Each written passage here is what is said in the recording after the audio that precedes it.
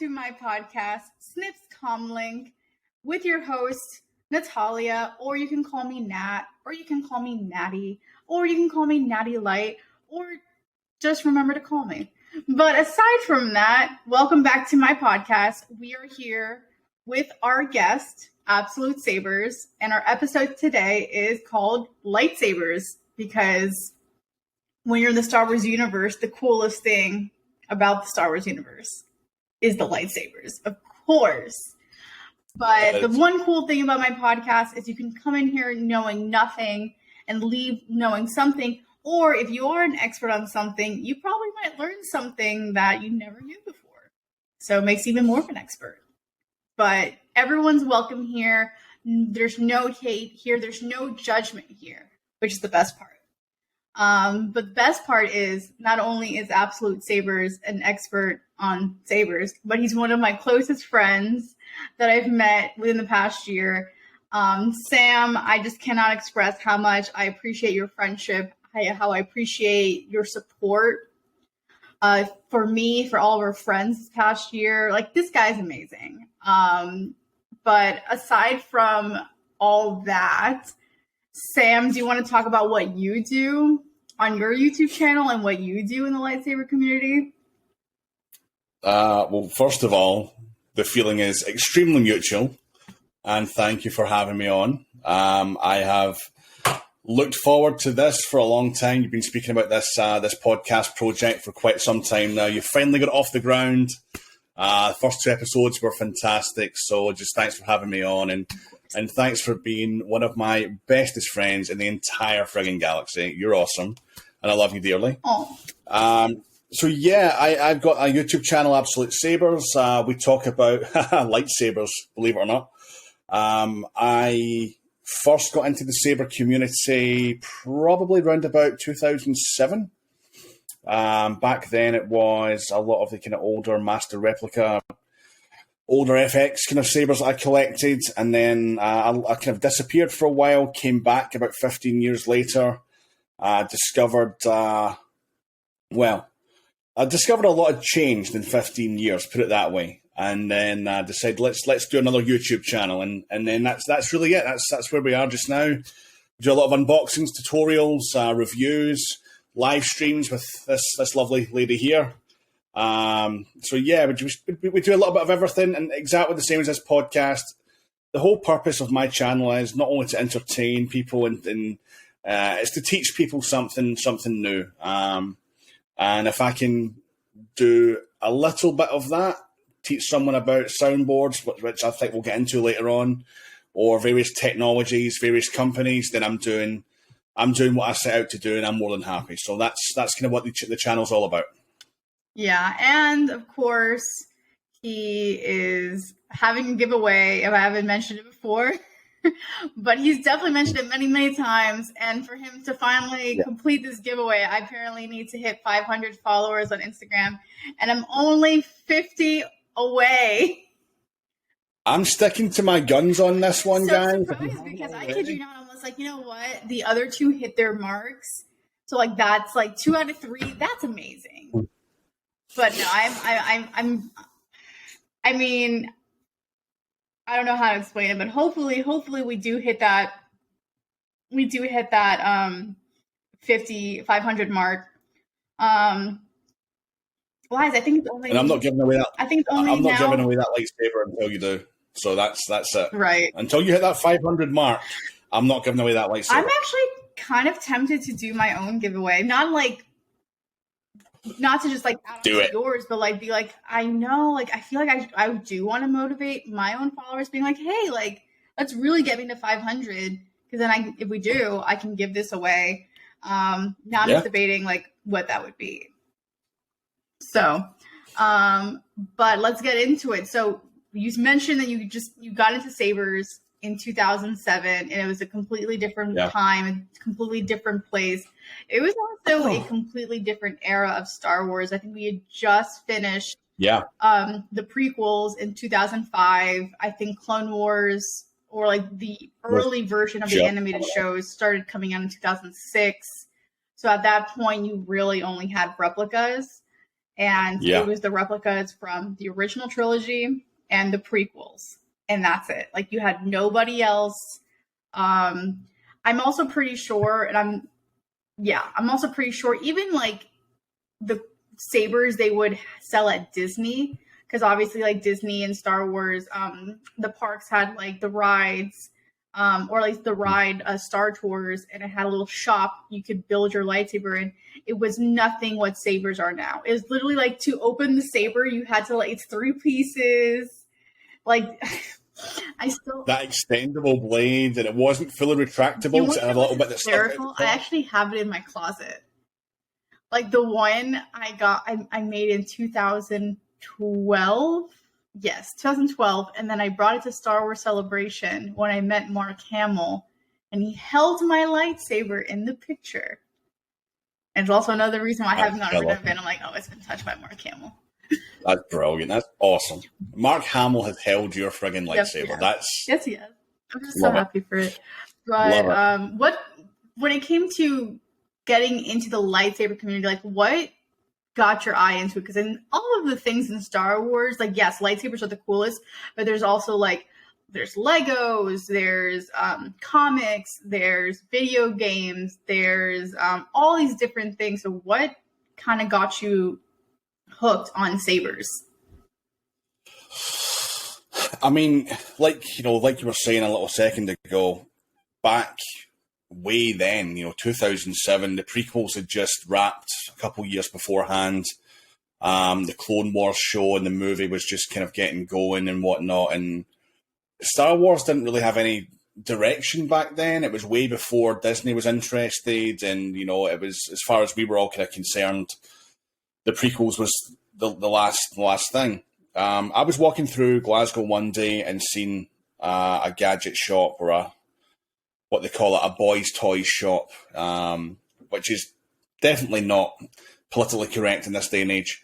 But that's what they were referred to back in the day. And I went in and I seen this Mace Windu FX lightsaber, and it was like £150, which back then was probably, I don't know, $2 to the pound, something like that. So probably about $300. And they had some out on display, and I played around with a couple of them. And they had Darth Mauls, they had Mace Windu's, and they had, I think it was Luke Skywalker's from Episode 6. And I just fell in love with this silver and black and gold, shiny purple blade, and I was like, I'm buying this. This is cool. I'd never heard of them before. They'd been available since 2002, believe it or not. The very first one that Master Replicas, who was the company that produced them, the very first one that they'd done was Anakin's from Attack of the Clones. Interesting. Back then, it wasn't even the scrolling up and down blade effect. Like the first few they'd done, it was this, what they called an EL, electroluminescent blade. It was like it just came on and went off. It was like a wire that ran up the inside of the blade. So they were really delicate. So it wasn't like proper in-hilt LED. It was in the blade, but it would turn on and come off. And the more that I researched these products, the more that I just kind of fell in love with them, and quickly found more and more places where I could get hold of them, and then kind of found the release dates of new runs and new models, and that was really it. So that first Mace Windu one, I was completely hooked. All right. So now that we are in the year 2022, so this is 20 years completely after Master Replica started selling lightsabers, how many sabers do you own in total, Sam? As of right now, including 5 that have not yet been delivered, I'm around about 30. And that's not all replicas. Some of those are little generic models from various companies. In terms of replicas, they're pretty much all behind me. I think replicas, again, including a few that haven't arrived yet, I'm probably 24 off the top of my head, something like that. So, yeah, it's an expensive hobby to get into.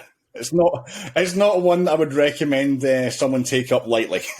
Yeah, it's with me, like, so just so everyone else knows, I got into lightsabers literally because of people like Sam and Jim, Fulcrum in the Force, and other people as well. But I don't think I'm ever gonna reach the level that they are at, mainly because I am broke as a freaking joke. But number two, I just don't have the space to Oh, we'll get you there. Like, I'm still struggling where to put one of my lightsabers, and I technically only have 5. 4 if you consider like Ahsoka's like one pair, but like, and I only have my Galaxy's Edge and my Ahsoka sabers mounted. I still haven't mounted up my baselit Princess Leia saber, but yeah, with me, I can guarantee you this time next year, you're going to have a few more just dotted around your apartment. I can guarantee it. I would love 2 more. If anything, I would love 2 more. One of them being the Grand Inquisitor. I would love to have the Grand Inquisitor, just because that style is amazing, and I would love it. I'm going back and forth about really like a Ben Solo or a Kylo Ren, but I may go for Kylo Ren. And if it's not Actualize, I'm going to say 3. Because the one I really, really want, I still want to solo. So I know we're jumping ahead on the gun, people, in this conversation. But I really want a Saber Trio Solo Guard Saber so badly. But Saber Trio, it just... Yep. We'll discuss companies later down the thing. So obviously, like Sam was mentioning, there are different types of sabers you can have. Like, obviously the ones that Master Replica was probably selling were FX sabers, or literally just replica. They're very basic. Of course, the ones Disney sold, God knows what those were. Toys. Yeah. I do remember that they would also sell FX lightsabers in the parks as well, the replicas. Those would always be the most expensive. And I remember when they were being sold, it would be in Hollywood Studios at Launch Bay.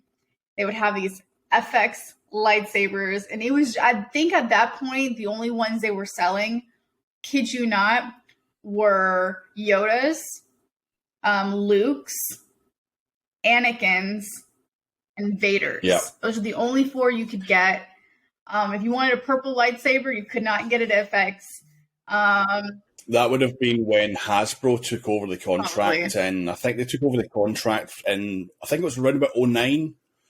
Round about then, they took over from Master Replicas, and unfortunately, and Master Replicas didn't just produce FX sabers; they produced all the properly licensed static props as well, blasters, helmets. In fact, the Stormtrooper helmet I've got down here, that's a Master Replicas 30th anniversary edition one, which was made from the actual mold from Shepperton Design Studios, who made them for the original movies. Oh, that's dope. Yeah, so I didn't get that until 2016. I seen Master Replica. I was like, oh yeah, I'm having that, thank you. So they did a wide variety of stuff, but when Hasbro came in and you started to see things around the parks a bit more than you did with the MR stuff, which I never really understood. I think the Yoda was one of the first ones that they'd done. They brought out a series of ones where you could take the blade out of, which I'm assuming would have kind of been the early style kind of tech that you have now with the Legacy Sabers at Galaxy's Edge and and Savvy's Workshop and all that kind of stuff.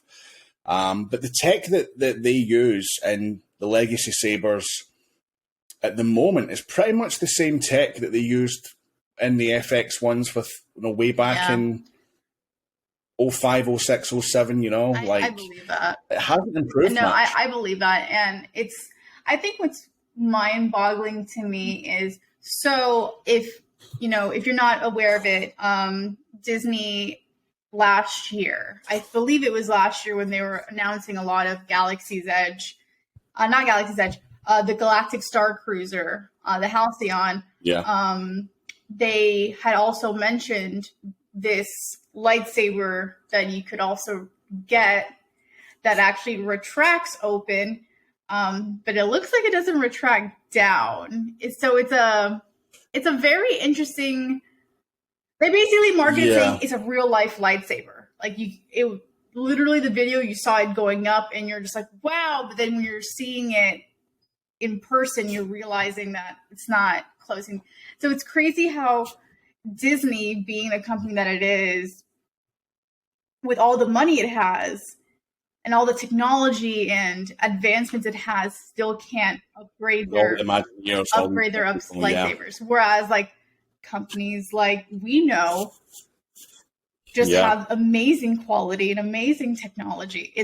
It's crazy. But like discussing different lightsabers, so we know that there's FX, there's CFX, there's baselit, NeoPixel, Xenopixel, Profi, and then of course like Profi, Golden Harvest, Nano Biscotti. There's a lot of soundboards. There's a lot of different technologies, and anyone who's looking into purchasing their first lightsaber, especially in this day and age with the TikTok era, and so many companies out there that are reselling essentially the same products as each other. It's very easy for someone who's a complete noob to be overwhelmed and completely lost and confused by some of the terminologies. Me. I remember an evening of questions. It was a lot of questions, but you're completely right. And I always say this, I do videos on the channel of, where to buy. One of the companies we'll talk about is LGT. They're a mass producing lightsaber company from China. And these are the things that get sold, resold by a lot of companies worldwide. And it's really, really, really easy to get lost with different terminologies for, it's Profi NeoPixel or Xenopixel, or it's baselit, or it's Golden Harvest NeoPixel, or there's so much out there, and you're quite right to ask questions. I do videos on the channel of what kind of questions to ask, what to look for when you're actually looking at a company, things to look, little red flags to watch out for. There's a lot of drop shipping scams out there, unfortunately, not just in the saber community, but in wider society for a lot of different industries. So just kind of general things to kind of look out for as well. So we do a lot of stuff like that on the channel. But you're not wrong. There's a lot of baselit and all that kind of stuff. If you want to go into that a bit more, we can. I mean, I was basically going to ask you, out of all the soundboards that are out there, like, what is your preference? Like, obviously, you've been in the saber community for a very long time, so you know what to look for in a saber. You know what works best for you, and especially with the fact that you know how to upload sound fonts, you know how to basically customize it to your liking.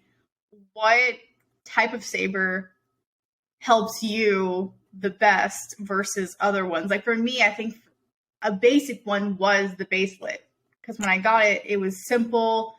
And for those that don't know, baselit sabers are basically mainly used for dueling and just simple things, which is very, very good to start if you don't know where to start. It's basically a flashlight, isn't it? It's like a color changing LED flashlight. Yeah. So like, I have my baselit saber right here. Yeah, I'll bring Louise up for an example. This is actually a NeoPixel one, but where these pins are in here, you'd basically have a bulb, and the blade which you put into here is completely hollow, which Natty can show you. Completely hollow, and then essentially really, really bright at the base, but the further you get up the blade, the dimmer it gets, because obviously the light source on a baselit is inside the hilt. I love that Leia saber. Mine's is still empty. I love it mainly because it's such a classic design, like, and it's such a feminine. Like, I feel like at this point, no sabers should have gender to it, because anybody can wield a female can wield Vader's saber, or the Inquisitors, basically same thing. Could be man or woman, or non-binary, or trans, or whatever you want to put it out there. But I don't know. I just feel like when we saw Leia's in Rise of Skywalker, I just felt like this is hers. Like this would be Leia's saber. Like looking at it, it's just like it's so classic. It's perfect. The only thing that I will say that is weird, because a lot of times when you're wanting to twirl, you go like this. So like you have you have to put your like fingers weird. So it feels weird not holding down here. But it's a beautiful saber. This is actually from Padawan Outpost, which is a company that I really, really like. I'm also pretty sure it's the only company. It's the only company that I have bought from that is not Disney or the theme park. I mean, it's funny when you said there about, you know, gender assigned hilts. You know, my first NeoPixel was the Leia. You know, same as you. You know, I'd seen it in episode 9. I thought, wow, that's a really, really nice looking hilt. And I think I said in my review of it, it's beautiful and it's fit for royalty. Literally, it's fit for royalty. You know? It is meant for a princess. Like, if I really wish, like, I always say I really wish something, and then it's kind of like, oh, well, you know, we kind of really don't need to go dive into that. But I really want to know more about Leia during her Jedi training years after episode 6, because clearly, like, she had to have built this lightsaber. She had to find her kyber crystal. Like, this is something that we have seen with other Jedi. We saw it in Clone Wars with the Padawans having to go find it. We know that you know, we haven't seen it, but in the comics, if you read Kylo's, like, you know how Kylo built his saber, which is kind of cool. So it's kind of, I really wish we could see more. We could have seen more of, like, Jedi training era of Leia. I think there'll probably be some sort of comic or and I'm something. Fine with that. Actually, you know what? I'm more fine with it if it becomes like a manga, because that's what they have a Princess Leia manga out right now, which I have the first book. I have to order the second one, but it's really, really good. But no, definitely. And this is just a base lightsaber. You obviously have a NeoPixel, and so like I don't think you were able to answer your question. What is your preference? My preference really is, I like a soundboard called Profi, which is arguably, I do say arguably, the most top tier soundboard for a lightsaber out there that there is, because it's open source, and what that really means is that anyone can develop it to make it better. On top of that as well, it gives you pretty much every single feature that you would want to have in a custom lightsaber, in terms of, you get something called smooth swing, which I can demonstrate for you here. Second, sister. This might get a little bit loud. Oh. Going somewhere. And of course I had a pre-on, but... So smooth swing is when it reacts to your subtle movements. And then you can go... Oh, wow. So, turn it off. So smooth swing is one of those massive features. That's trickling down into lower tier soundboards, especially in baselit as well, actually. There's a new baselit soundboard out that has a really good smooth swing. But you can do so much with Profi, and especially with the blade styles, in terms of how the blade looks and how the blade reacts under, whether it's blaster, deflect, or lockup, or force lightning, or various different effects that you can trigger. For me, I love Profi. A lot of people will say no CFX, which is another soundboard, which is, it really is kind of neck and neck, to be honest. But I would say Profi is just that little bit beyond CFX. Those are the two highest tier soundboards currently on the market. CFX, Crystal Focus, is the kind of given name for that, and X is 10, so it's the 10th iteration of it. And I remember when there was Crystal Focus 4 back in like 2007, so I'm old. I'm really old. Yeah, so I finally just got my first XenoPixel saber, And it's Sam and I. Sam was so excited. Like, Sam has been so excited for me to get this saber for weeks. Yeah. And I've mentioned it on his lives multiple times that I've wanted a dark gray saber. So, of course, in episode 9 in Rise of Skywalker, when we see Empress Rey for the first time, when she comes out, when they're on the Death Star, she comes out with this badass lightsaber that just, oh my gosh. Good, right? It is just beautiful. It's so good. This is also from Padawan Outpost. It is not fully broken. I just have a little piece that's not functioning. So I'm getting a replacement in the next couple of weeks, which is completely fine, but everything else is functional. Like, I actually charged it.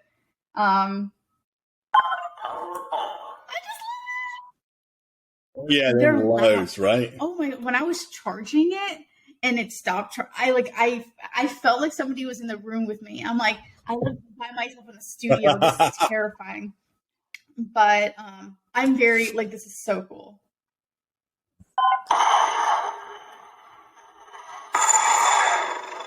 I just can't.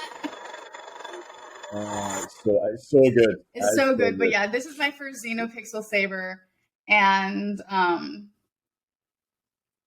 if you saw my live on my Instagram, you saw that I cried when I saw it. Having watched it. It's just it's also 11. I can't, like, it was I told funny this to my mom because she saw it and she was just like, oh, like, how much did it cost? And I told her the price and she goes, I can't believe you spent that much money. And I'm like, I know, but Mom, now I don't have to get myself like a taser or a weapon because I can just smack somebody with this and I'd be fine. And you know what, right? I've got one here too. You could knock someone out with this. Oh, concussion. Easily. Concussion. They will be. Oh, yeah. Like a full concussion. Oh, full concussion. You know, it is not a light help, you know. And yesterday I had a knock at the door. 5 feet, and I'm not going to mention my weight.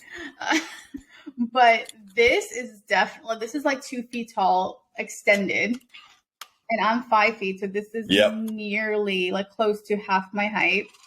And there's weight to this because this is basically 2 sabers connected by this at the bottom, which I also find.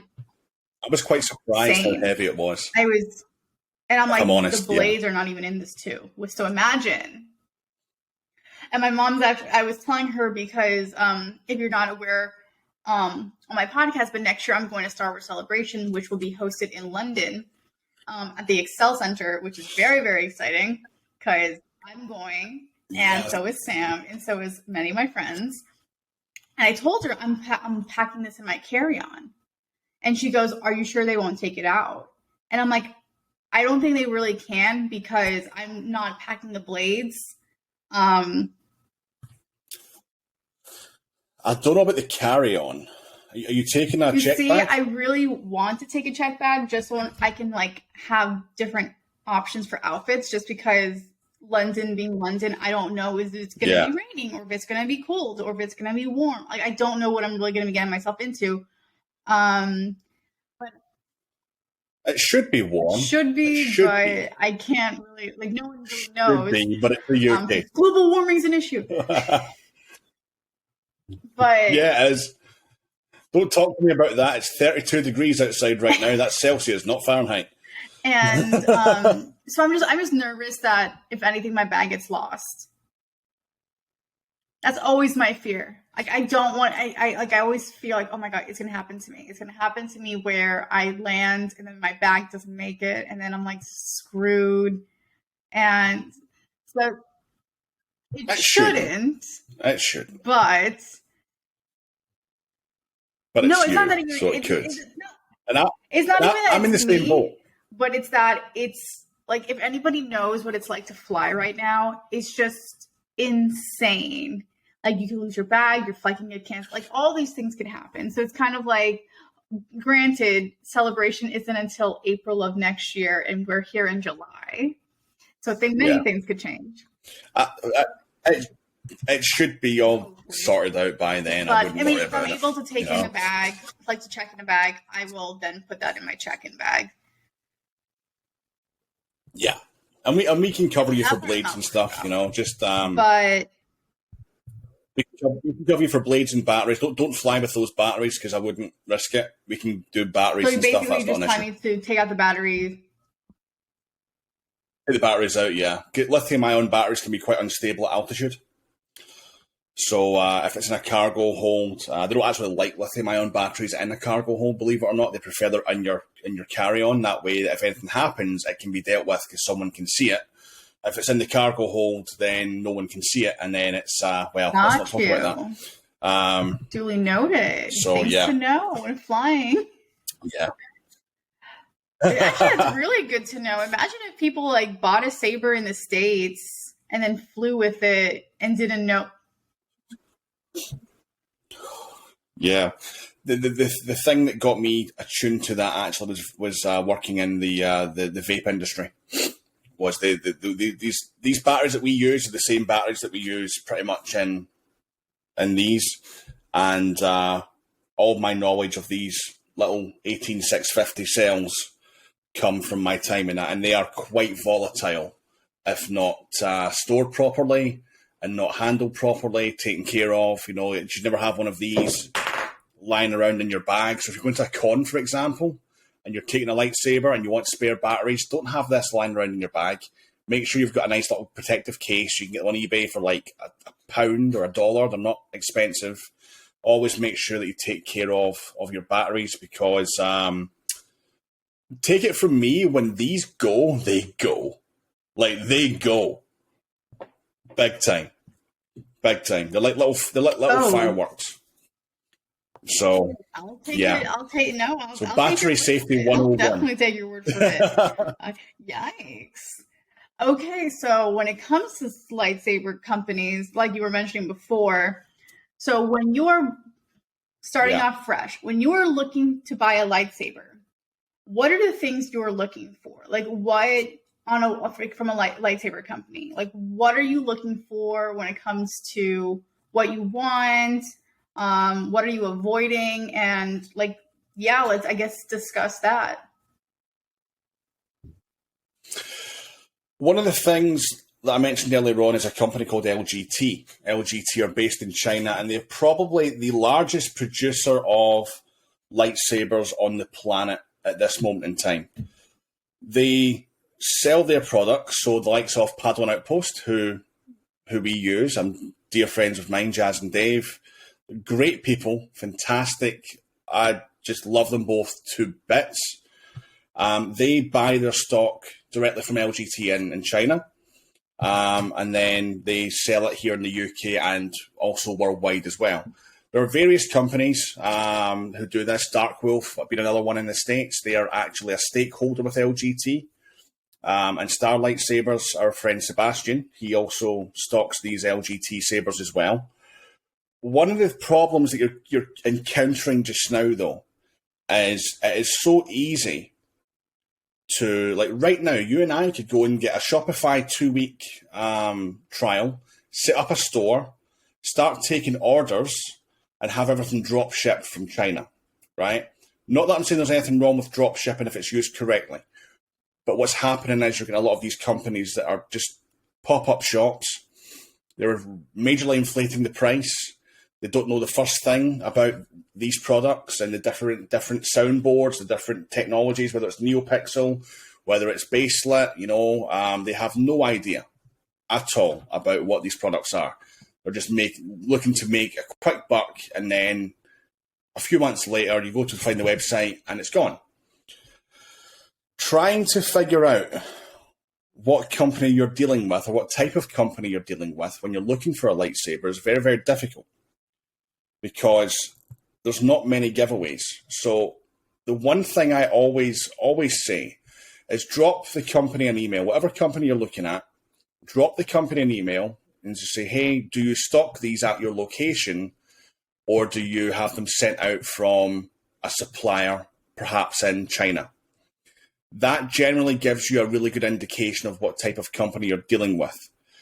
There are a couple of anomalies to this who do use drop shipping the correct way, and they do actually have very good attentive customer service, good prices. They ship with a 1-year warranty as well. So again, you're looking at a warranty. You want a 1-year warranty with a saber. That's what you want. If it's not advertised, you probably don't get one. So move on.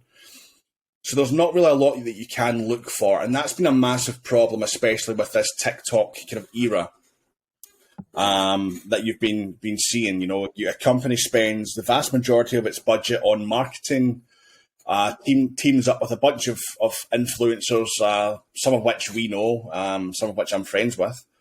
They send them a free lightsaber, make some videos, and tag my company. Those companies, it's difficult to tell them apart. It's really, really difficult. And, you know, what I always say is to people who are subscribed to me and to my friends like yourself and people who follow me, I've got like a little network of, if you're looking for an LGT product. So, for example, these dark rays that we have, these are LGT products. These ones were from Padawan Outpost. I've got a partnership with Padawan Outpost. I've got a discount code for them. And the only reason I work with them is because I know they're tried and tested, they're trusted, they're great people, they've got fantastic reputation and fantastic customer service. That's for that's our UK and Europe partner, but they do ship worldwide. Okay? They stock everything in-house. They don't drop ship anything. Obviously, Natty, you've had an issue with your dark ray upon arrival. And Dave has already reached out to you and been like, listen, we're going to sort it out straight away. No issues at all. The best customer service. Right? And they make, like I'm not a big channel at all. I'm not even a big Instagram account. Even if you want to consider my TikTok's not even, like, I only have 3,000 followers on, like a little bit over 3,000 followers on TikTok.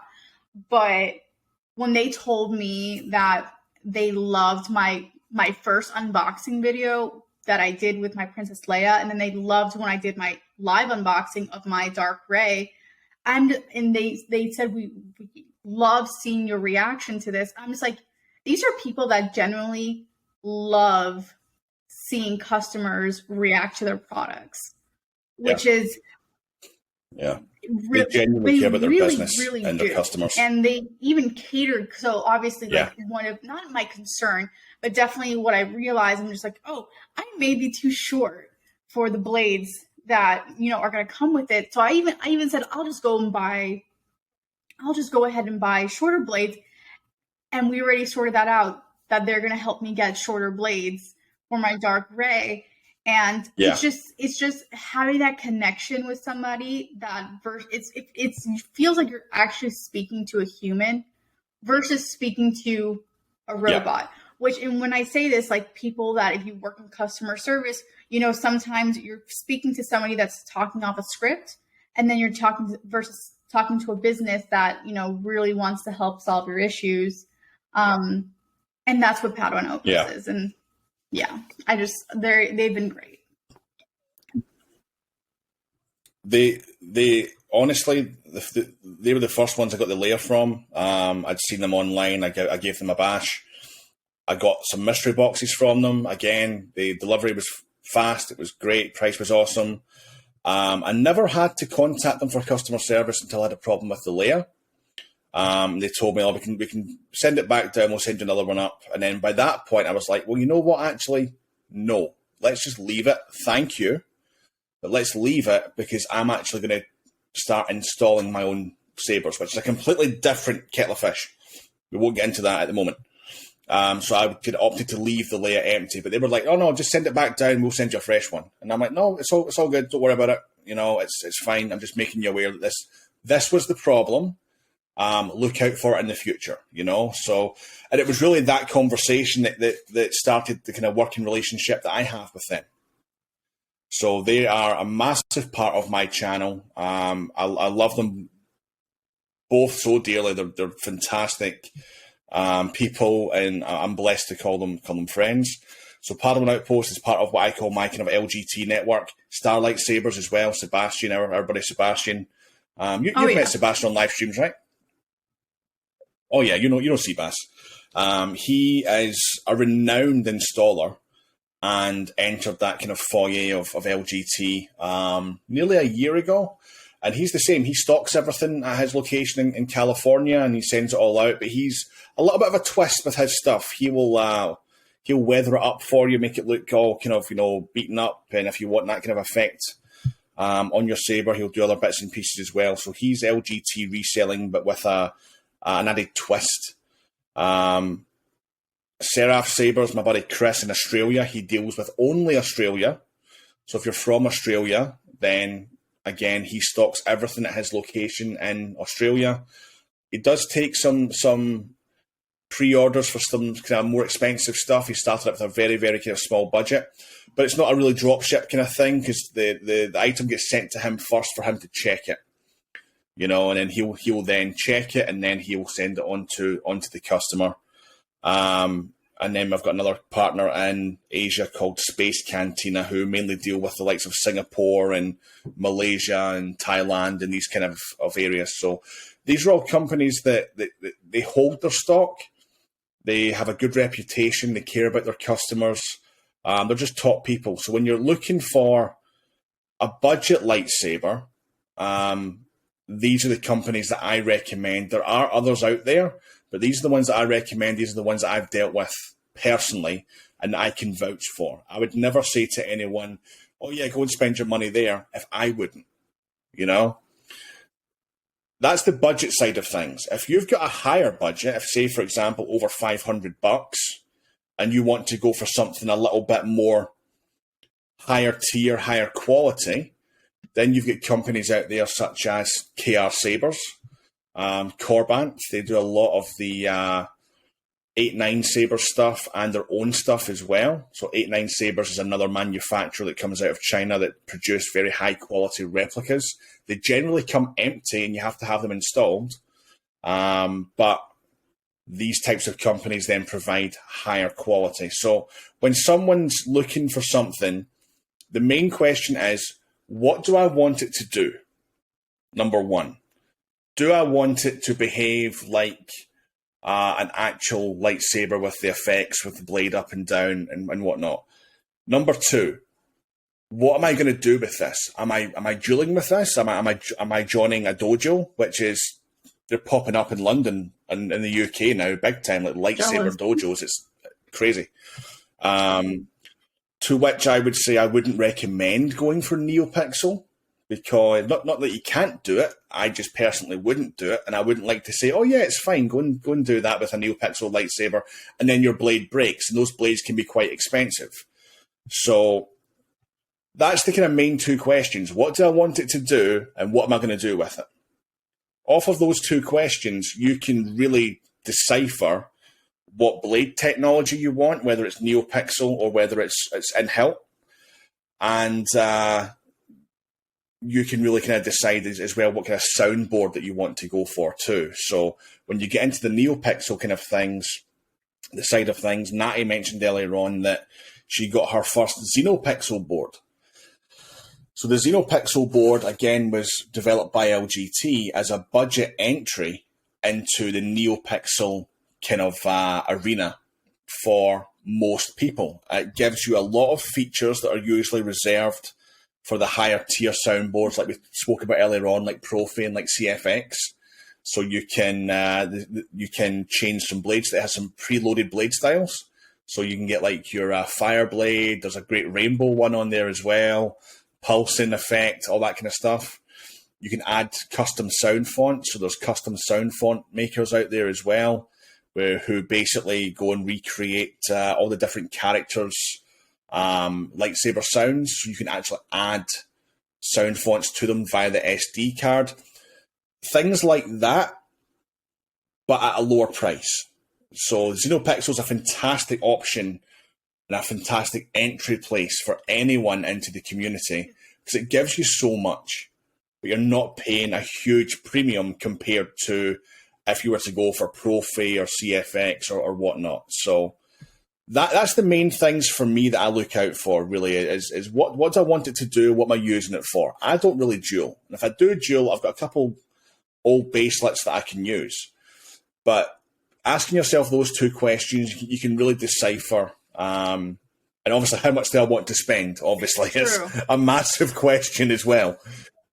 Sometimes take that one for granted very guiltily. But, you just need to do your research as well. Just do your research, guys. Don't be one of those people on TikTok, oh, that looks cool, buy now. Where's my lightsaber 3 months later? Do your research. Take the time, calm down, be patient, and I promise you, if you do that, you will end up with exactly what you want. I completely agree with you. Literally with where is it? Yeah. Literally with price, it's basically what gets me. It's how much I want to pay for a saber. Like my first saber that I've ever bought from Galaxy's Edge, when I went to Savi's, was $200. And that was in 2019 when Galaxy's Edge first opened. I was there the first day. And I was a customer preference. I also used to work at Disney. So I used to, I was there when Galaxy's Edge opened to cast members literally on the first day. And I did the experience and it cost me $200. And I was like, okay, pretty pricey, but I can afford $200. Then the following year, I got my second pair of lightsabers, which were Ahsoka's Legacy Sabers. And I made this on a drunk purchase on Halloween. Best type of purchases that can happen. It was Halloween, and I had saw Ashley Eckstein. For those that don't know, she's the voice of Ahsoka Tano. She had mentioned that she just signed all of these legacy lightsabers, and they're now being sold at the, I forgot the name of the store, but I think it's Doc Ondar's, yeah. Doc Ondar's? Yep. I haven't even been, and I know the name of the store. How sad is that? So I went in line and I said, hey, are there Ahsoka's Legacy Sabers being sold today? And they're like, actually, they just started selling today. And I was just like, oh, okay. So I got in line. I bought them. I was like staring at them because I was just like, oh, like this would be very, very cool. Those cost me maybe around $250 total. It was like $200 for the sabers. And I think it was like, it was supposed to be like $70 for the blades, but since I was a customer, I got a discount on the blades. So $250 total. And once again, in my head, I'm like, this is an affordable purchase. I can do $250. You're helping the economy. It's completely justifiable. And then when I started meeting you guys and started seeing the sabers that I really wanted, like the first, like I remember going to, I forgot which website it was. It was actually, you know what, now that you mentioned TikTok, perfect time to mention this. I remember 2020, we're all in lockdown, everyone's getting sabers, and all these companies are coming out and saying, yeah, you can get a custom saber from here, from here, from here. And I think if I'm not mistaken, I had gone on to, I believe, I'm going to say this and I'm going to like cringe when I say this. I believe it was Vader's fault. I know what's going on to. And I was just like, maybe I should like customize my saber on Vader's fault. And then I saw the price on how much I would really like this would actually cost me, and I'm like, oh, I can't do this. So which this was also 2020, say so like quick, this is when people were getting stimulus check money. Yeah. I will say though, it's Vader's fault because it's all made in the US. They can be quite pricey. It's not an accurate reflection of the saber community as a whole. There's been questions about their quality and waiting times and whatnot, which I'm not going to get into. I've never purchased from them, but I know people who have. They're not, I wouldn't say they're an accurate representation of that stuff that gets made from literal scratch. So, you know, if you're seeing like $2,500 for a Starkiller hilt, you know, like I've got a Starkiller hilt there. This one cost me like $500 installed. So that just goes to show you the difference. I just can't. Yeah. And like, for example, with like, the one thing that I loved about Padawan Outpost is that I was able to do the PayPal, like pay in 4, which I did to pay off this saber. And then same thing with my my dark ray. But yeah, when it comes to prices, what I really focus on when it comes to looking at these companies, because a lot of times, you know, you say it all the time on your channel, like you'll see these companies overpricing their sabers for no reason. You're like, you just mentioned it. You saw a Star Killer saber for over $2,000. I'm sorry, was it dripped in gold? That's was it touched by George Lucas? Was it signed by George Lucas? Was it signed by anyone? No. Was it signed by Sam Witwer and used in the Force Unleashed? Did Sam bathe in it? Like bathe with like what is making it cost over $2,000? Like, so it's kind of like, I guess, how to avoid paying. Well, I mean, you know, if you want a good quality lightsaber, you're gonna pay some money, but then there's paying some money for a good quality, and then there's overpaying, which is the scary part of this in the lightsaber community. Yeah, and that's why it's important to not jump into anything. Do your research. Look things up. You know, like research is 9/10 of the law in this game. I get people all the time comment on videos that I've done, and oh, hey, I'm getting the same saber for this price. Is that a good deal? And I'm like, well, if you watch the video, you actually see that I got it from this place for this price. I mean, I completely agree. I mean, like I said, like since meeting you guys, I didn't get my baselet saber. So if I met you guys last year around May 2021. Yeah. And after watching all your videos, and it's going from you, Jim, Sebastian, Simon, literally Izzy, Charlie, like just seeing everyone's videos and seeing everyone's content and doing the research and going back and forth. Like I would literally sit there one time and I would just open everyone's lightsaber companies and just scroll through with which ones I wanted. Literally did not make my first official purchase until my Princess Leia, which I ordered, I believe, in February, and then didn't get till March or something like that. Yeah. And so that was like a good, 8 months, or like May, June, July, August, September, October, November, December, January, February. A good 9 months of me just doing my research on what company I wanted to buy from, what saber I wanted, which type of saber I wanted. And that's what kind of like made me settle on Padawan Outpost and getting a baselet. Granted, also when I bought my Princess Leia saber, I didn't realize it was baselet till after I bought it. But regardless, I'm happy I let that be my first saber, because with me being such a novice in the saber community and just being a novice in non-Disney sabers, that was a perfect one to start off with. And imagine like I said, during the TikTok era, I remember people buying these lightsabers like no tomorrow.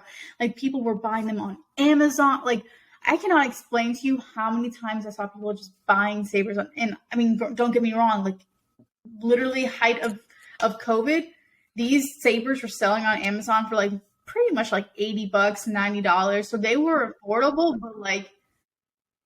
Do you know the funny thing is about it is they were probably just LGT baselet sabers. Generic hilts like this is Louise's one. Of course, it's rose gold. But like generic hilts like this, but baselet, $80, $90.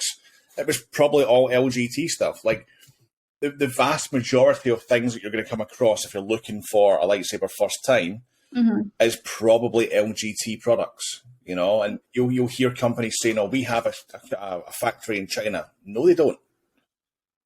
They don't have a factory in China. There's no. Also, think about it during COVID. In China. You opened out of nowhere a lightsaber company in China when China was the #1 country where COVID started, and they were on hella lockdown.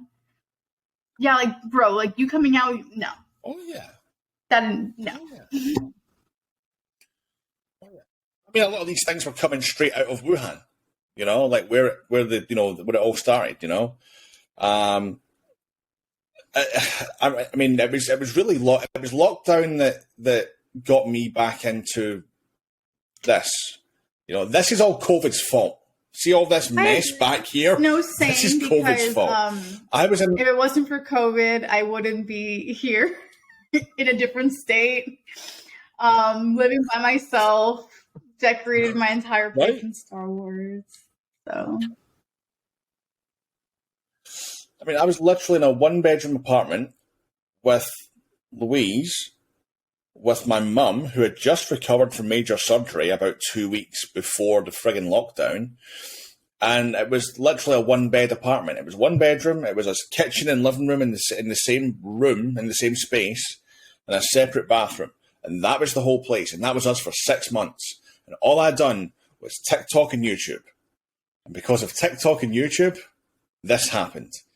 But I didn't jump into stuff. Like, there was companies that I'm like, okay, I generally do my research on stuff anyway. If I'm buying a new car or I'm looking at something for the computer, I'm looking to buy whatever. I'm one of those, you know, dads that sits and reads the friggin' manual, you know, like, oh, wait a minute, we'll see investment. Like, if you want to like, and that's why when, you know, the reason why I am very, I don't want to say strategic, but I'm very specific with where I will put my money into is because like I said, I don't make a lot of money, or like, at least now I don't make a lot of money. Hopefully one day I make enough money, but like right now I'm still at the beginning of my career. So whatever I want to purchase, I have to make sure it's going to benefit me and make it worth it. Like, I want to make sure if I put $400 or $500 into something, it's going to be beneficial to me. Like, for example, I talked to you and Louise about this yesterday, but I basically spent $400 on Star Wars Celebration tickets. And am I mad about that? Yep. No, because I know I wanted to go to Star Wars Celebration. I know it's an intentional purchase. I know that when I get there, I have a place to stay. I know what I'll be doing.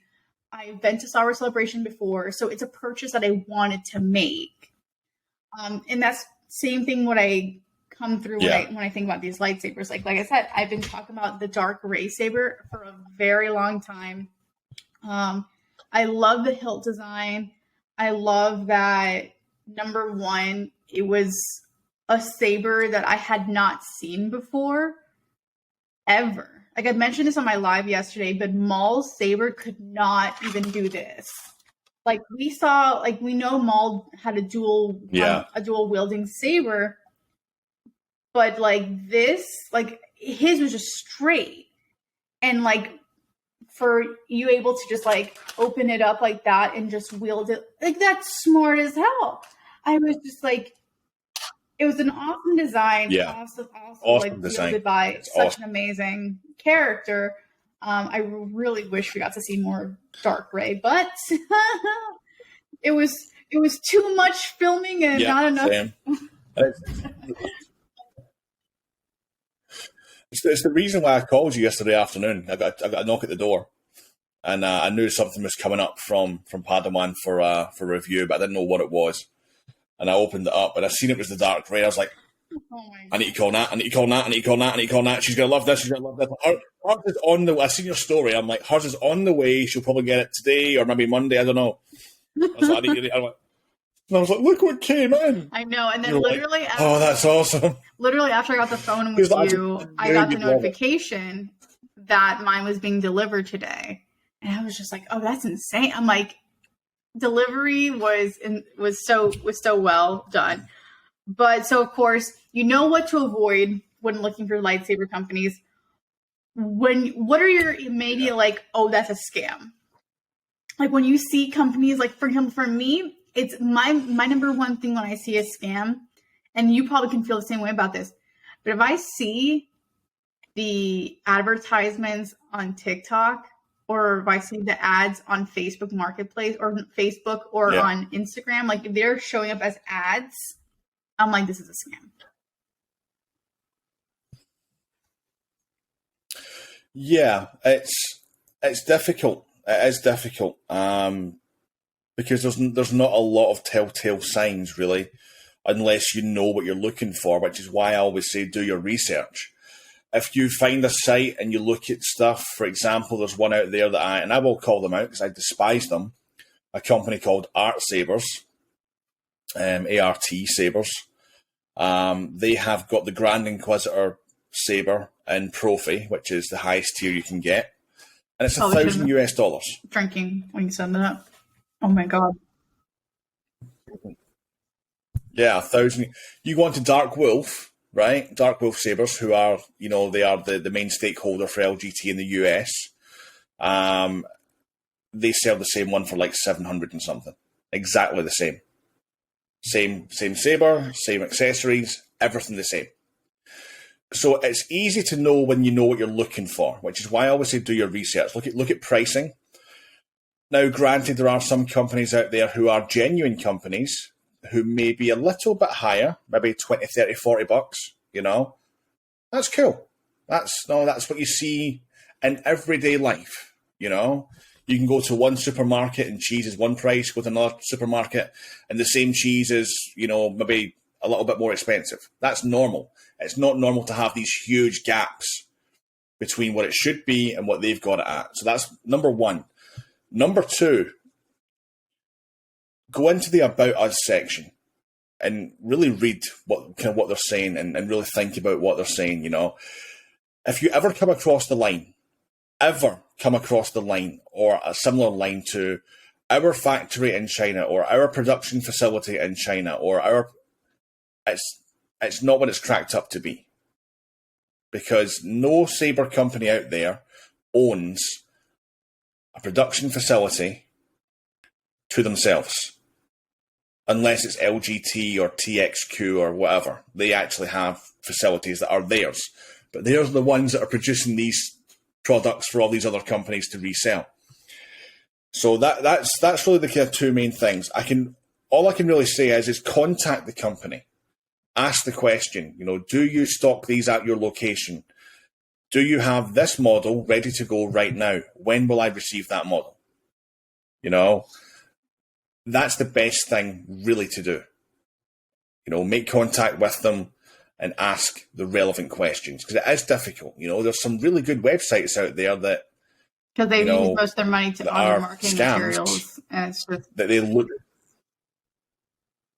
exactly. They look the part, and they sound the part,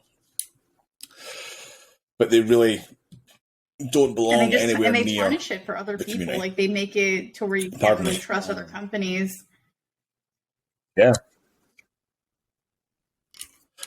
Well, this is the thing as well. This is why I get so many people commenting on videos and DMing me on Instagram or on TikTok and these places, going, "Hey, I found the same saber you've got at this place. Is this a good price?" And I'm like, well, if you'd watched the content, you would know how much I paid for it. And more often than not, the price that they're asking me, if it's good, is like $100, $200 more than what I paid. And I'm not exactly silent about the partnerships that I have, obviously, with Padawan and Starlight and whatnot.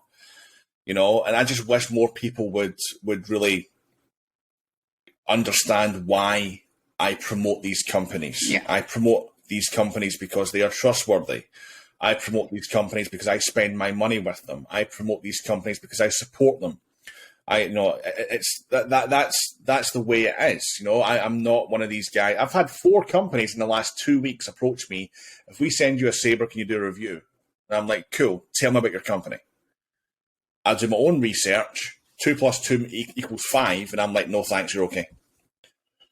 Because I don't want to be one of those people who just takes for the sake of having, and then other people see my content on my platform and then go, "Oh, Sam said it was fine," and then they end up, spending $300 or whatever, or even not even $300, $180 or $200, whatever, and they don't get what they're actually due. I'm not about that. I'm about making sure that everyone who follows me and supports me, if they want something, I can help them get it and ensure that they will get the best service, the best price, the best shipping. But that's and amazing because, like, for example, when I look for lightsaber companies, when I'm looking for them on Instagram, if they're at least followed by you, Jim, Seabass, Kyberphonic, like if they're followed by like the people that I trust in the saber community, then I know they're going to be a reputable company, because I'm like, then they wouldn't be following them in the first place. And that means a lot, but also that means that just shows what kind of contribution you've made to the lightsaber community. If people are coming up to you and saying, hey, like, I trust your opinion, and need advice on what to do, that means you have basically done it. You've done it to a point where people in the lightsaber community, in the Star Wars community, want to come up to you for your opinion to help them get what they want. And sometimes, like, you know, we need that, because sometimes we have I've said this in, I don't know if I said this in last week's video or in the week before that, but basically, like, the Star Wars community it can be a very, very great place, but it can also be such a very toxic place too.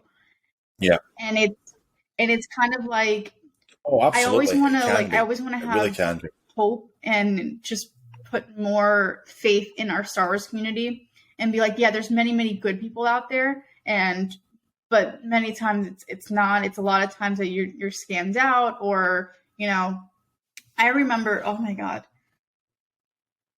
And this is like maybe stupid on my part. I remember, like, I did this as like an impulse purchase. So a little bit of fun facts about me. I have a little bit of an impulse purchasing problem.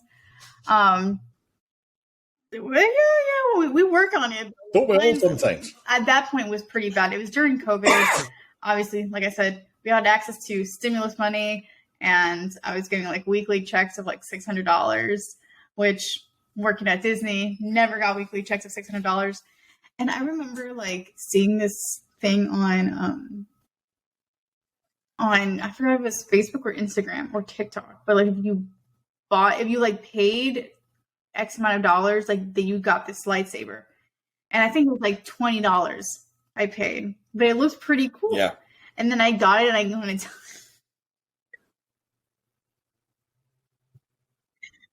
was like this little rinky-dink shit lightsaber. What was it? It was like this big, like, the blade was like so like plasticky, and then they had like a paper for the blade on the inside. Like, oh no! And this is what I mean when I say, like, beware of things like TikTok. The only thing you had to pay for was shipping, and I think that's what I paid like $20 for. And yeah, you paid $20 to have this tiny little thing shipped. That I can't trust myself with with just purchasing. But now we've talked about like what to look for, what to avoid, what's a scam. Clearly, I was scammed. So just that's a story we've all been there. Yeah.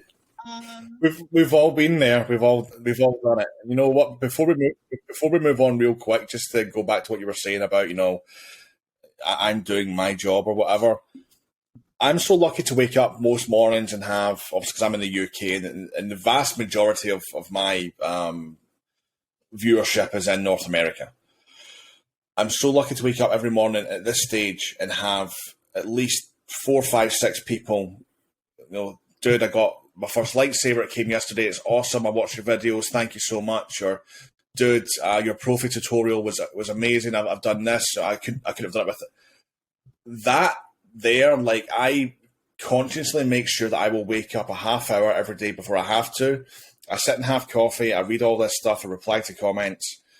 And that starts my day off the best way that I possibly can, you know. And if I'm out there, if I'm helping people, then that just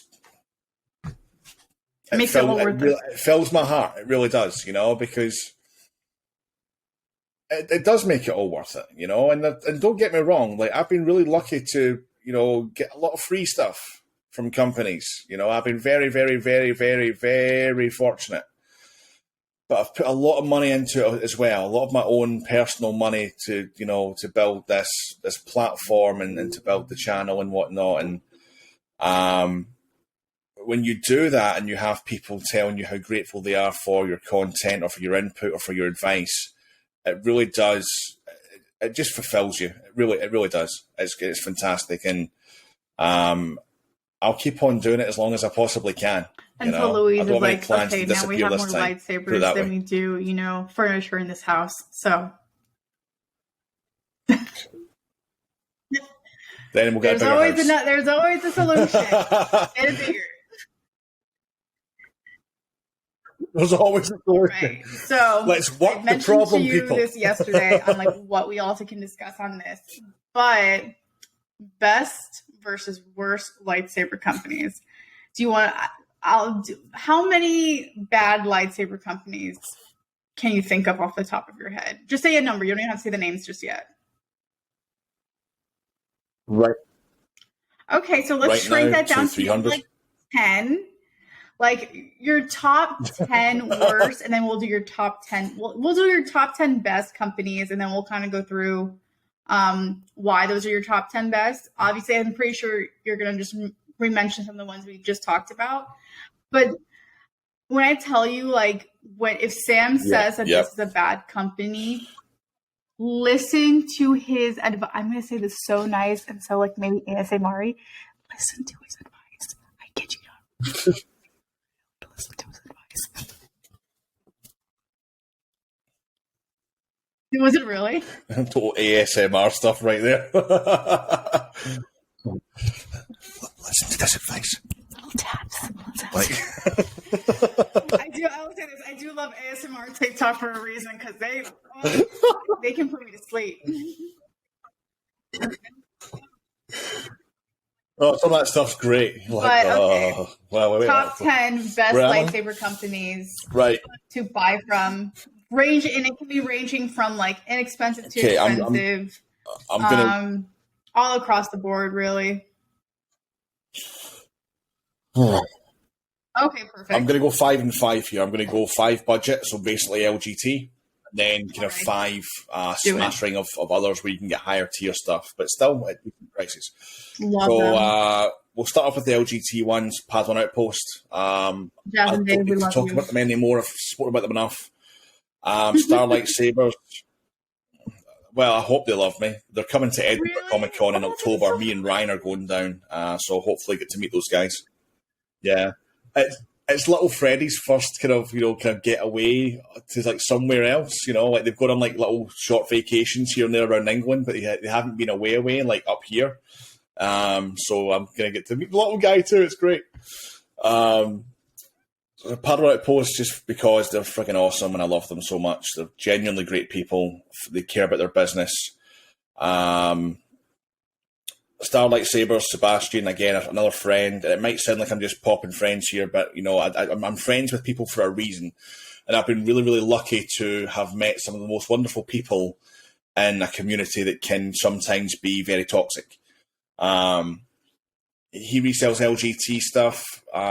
He stocks it all in California. He's a smaller operation, but he really does go the extra mile for his customers. He can customize stuff for you as well. He can acid etch things. So if you wanted to get a generic, again, pull this one back out, a generic hilt like this, he could acid etch it all and have like designs put on down here and kind of whatever you really want. You can weather things as well, make things look all kind of beaten up and whatnot.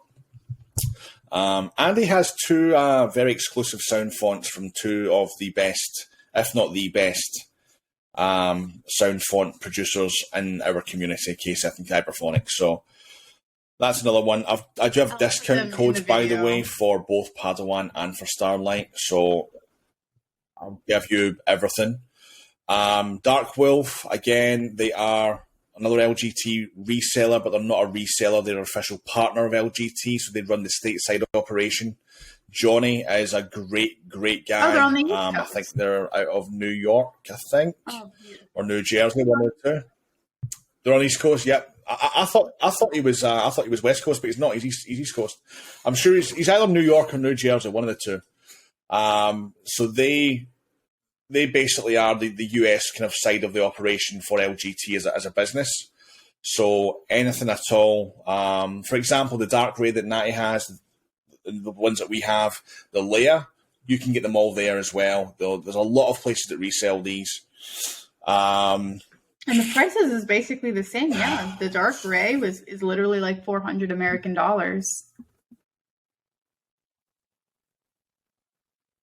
Yep. And this is why I love Padawan, because they also take into consideration for exchange rate too for their pricing. So that's why they ship worldwide, but they take into consideration exchange rates and stuff and make their pricing as fair as possible. So you can get from Johnny, you pay the same price as you would from Padawan, including shipping, maybe a little bit more, but obviously shipping is expensive at the moment.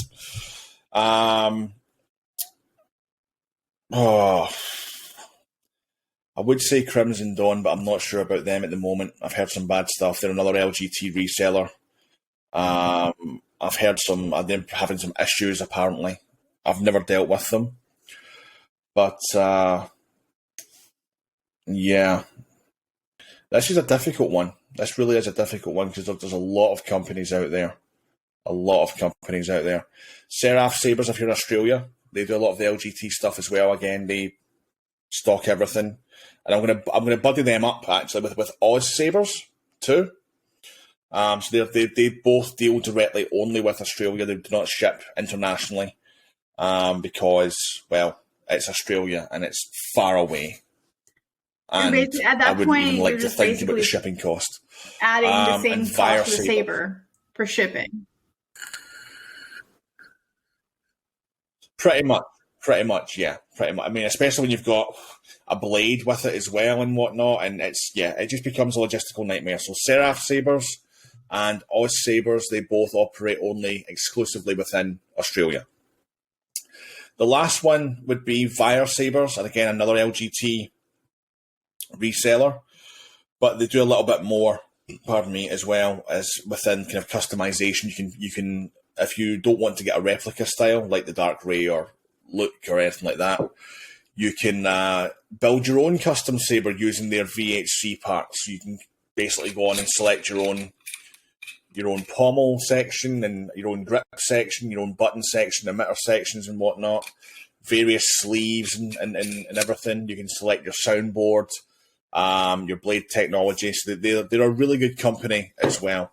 There's too many. Like Ebonhawk Armory, for example, they're another really good one. At least those are the budget-friendly, lightsaber companies.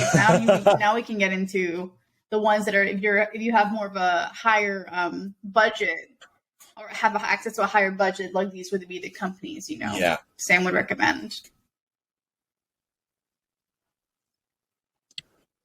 When you're getting into the higher tier things, so when you're getting into the higher budgets, there's two ways that you can do that. The first way is you go to somewhere like Corbanth, who sell higher end empty hilts, and they also sell higher end installed hilts. And when you look at something from the likes of LGT and you look at something from the likes of Corbanth, who they do commission some of their own saber runs, but it's predominantly other companies that they collaborate with. One of the biggest companies that they sell products for is a company called 89sabers, who they're out of Asia, but they produce really high quality, very accurate replica sabers. So for your characters, so for Leia, for Obi-Wan, Anakin, you name it, they've got a model for it. That's the first kind of company I would go for is Corbanth. You get a really good idea of pricing, whether it's empty or whether it's installed. And you can get a fully installed saber there for about $500, $600, $700, depending on the hilt. Some of the hilts are harder to make than others. So, for example, if you wanted to go for a set of Ahsoka Tano sabers, it's going to set you back over $1,000 because it's two separate sabers. You've got two sets of electronics and two sets of blades. So there's different things that we can do with the kind of custom installs.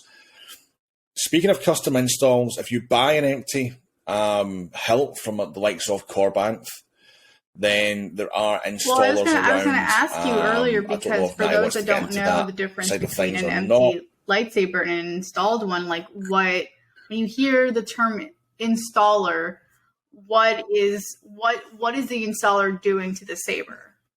Yeah.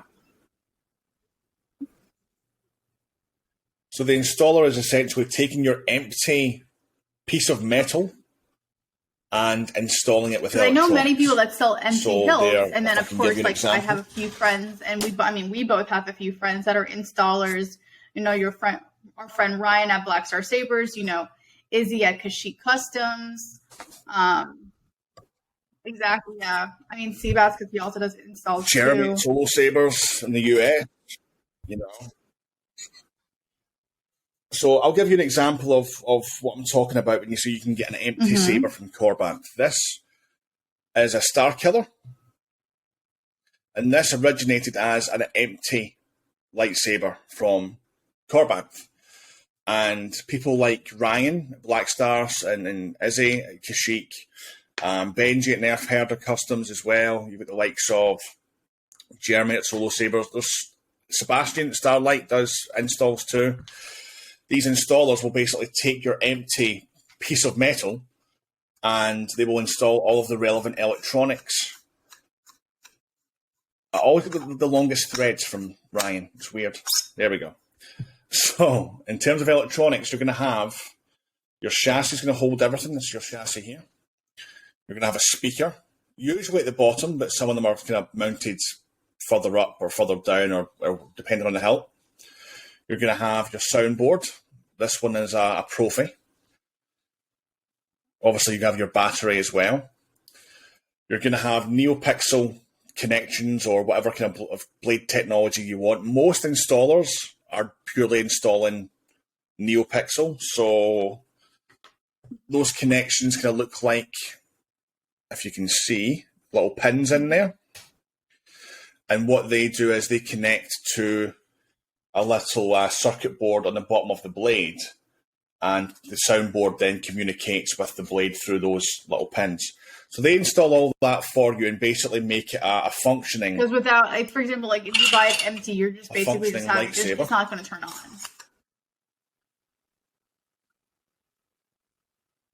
It's not going to turn on. There's no electronics. There's nothing in there. It's literally just a shelf queen, as we call it. You know, it sits on the shelf and looks pretty. But you got someone to install it, and all of a sudden you've got something like this. I was about to say, I'm like, So and it's because I haven't played Force Unleashed, so I've never seen Star Killer like in person playing. But I guess this is the first time I've ever seen his saber. That's insane that his kyber crystal is exposed out like that. So this is basically a Graflex that's been spliced and diced and whatnot. You got a little thin neck section, kind of a thin waist really down here. Exposed kyber crystal. This was done by Ryan at Black Star Sabers. And then this is NeoPixel technology. So this is really, really, really bright, extremely bright. Far brighter than obviously your in-hilt LEDs. Oh, wow.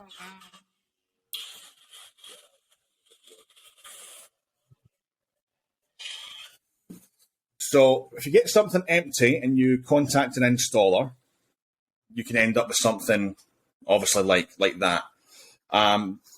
Doing it that way, I was about to ask, can be because you could buy the hilt generally more empty, and expensive. it could be a little bit cheaper, but then the work of sending it out to an installer, getting it installed, and then having the installer send it back to you, I feel that could rack up price-wise.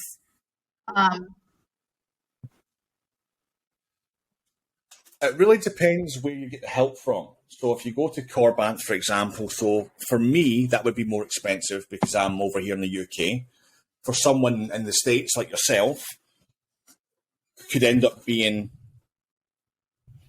So yeah, a lot better because obviously you're not having to deal with international shipping and whatnot. By location, Only like if you know of an really installer in your country, you might be saving yourself a little bit more money versus like, I mean, like for example, for me, I feel like it would be beneficial to, if I were to buy an empty hilt, send it to either Seabass or send it to Corbanth, because they can install it and they're in the States with me. Versus if I would still want to get my work done. I would still like to get my work done either from Izzy from Kashyyyk or from Ryan from Blackstar, because it's just also just supporting your friends and knowing that they do amazing work. But well, this is the thing. Like, if I get an empty help from KR Sabers, which is another company that I would recommend. They don't really sell installed stuff anymore, but they sell a lot of empty, and they manufacture their own stuff as well. If I was to buy a help from them and have that sent to Ryan, it would probably end up being maybe $100 or $200 cheaper for me to do that than it would be to send it to Seabass or to send it to Jeremy. Saying that, I'm still sending stuff to Seabass and Jeremy because they're friends with mine. I'm supporting their business and I love their work. So it really does depend on A, what you're looking for, B, where you are, So you need to take that into consideration, because if I'm to get an empty help for $250 from Corbanth and have another $55 shipping, that's $305 just for an empty help.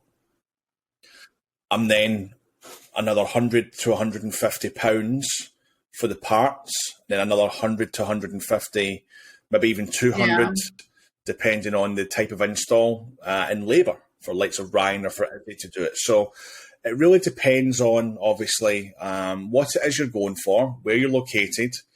Again, do your research. Talk to these people. If you're in the US, hit up Jeremy at Solo Sabers, hit up Benji at Nerf Herder Customs, Sebastian at Starlight. Hit these people up. Matt at Babu Sabers as well. Hit all these people up. From the UK, Izzy at Kashyyyk Customs. Izzy does some fantastic work. And when I met Izzy last year, we got talking. We became really, really close friends. And she'd mentioned that she'd done installs. I was like, let me see your work. And she showed me a Mace Windu. And if you know me, the Mace Windu is my favourite lightsaber of all time, because it was my first MR back in 2007. And she showed me this. And I was like, you done this? Like, yeah. And I'm like, wow, that's great. You need to set up a page. You need to start we need people like you in the UK. Because the UK scene is blowing up. It's been huge in the States for a long time, but the UK scene is blowing up. And then I discovered Ryan. It's funny. I was like, oh, yeah, another Scottish person. Yes. And Ryan, and Ryan's collection is insane. Like, Ryan's been hiding under a rock, just watching from the sidelines for God knows how long. And I'm like, no, dude, no, come on. You do installs? Like, let me see your work. You need to. Cool. I'm looking for this. Can you sort that out? Mm-hmm. Yeah. He done the Cal Kestis Fallen Order that you see here. It was the first saber he ever done for me. Perfect. Like, perfect, So you reach out to these people and you talk to them, and you get advice from, because they know where to get everything. These guys, Jeremy in particular, Jeremy's installing 6, 7, 8 sabers a day. He's a full-time installer. He's full-time, and he will organize everything for you, right? So if you end up talking to someone like Jeremy, for example, and be like, dude, I'm looking for a Luke Skywalker Episode 6 lightsaber. This is my budget, right? He will either tell you, A, to keep saving, B, keep dreaming, or C, he's going to say, this is my cost. This is where to go for the hilt. Have the hilt sent straight to me, right? He will charge you, and he will include in his price your soundboard, all your wiring, your speaker, your chassis, your install charge, your NeoPixel connections, whether you want a blade or not, that's obviously. And these people will actually organize everything for you as their client and assemble everything for you. Yeah. So that's another way that you can do it. But that generally seems to be a niche within a niche. Money to really spend. And patience too, because that means you're going to be waiting a longer time because it's got to get delivered to the installer. The installer has to get everything set up, make sure it's perfect, and then get it shipped to you. And of course, yeah.